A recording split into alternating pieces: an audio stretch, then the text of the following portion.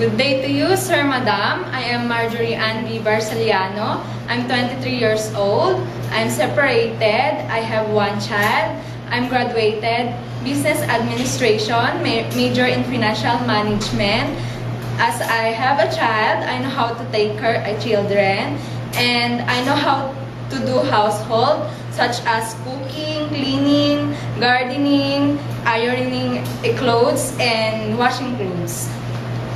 Good day to you, Miss Marjorie Ann. How are you right now? I'm good, Sir Madam. What are the advantages of the employers if ever they will hire you? Sir Madam, if you hire me, I am responsible, hardworking, honest, and trustworthy. Okay, so since you're first timer, how can you overcome your homesickness? I overcome my homesickness by doing the task that you will be given to me, and make myself busy.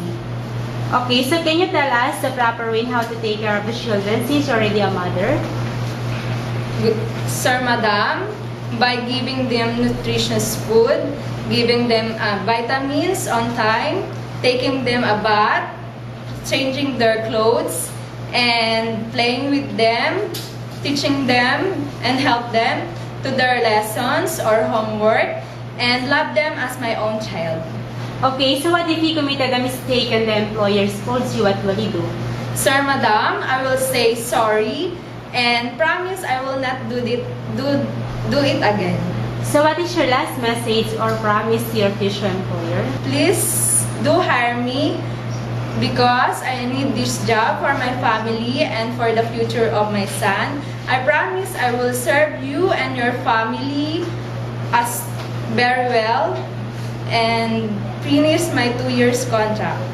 Thank you, Miss Marjorie Ann, and hope to see you soon in Singapore. Thank you, Sir Madam.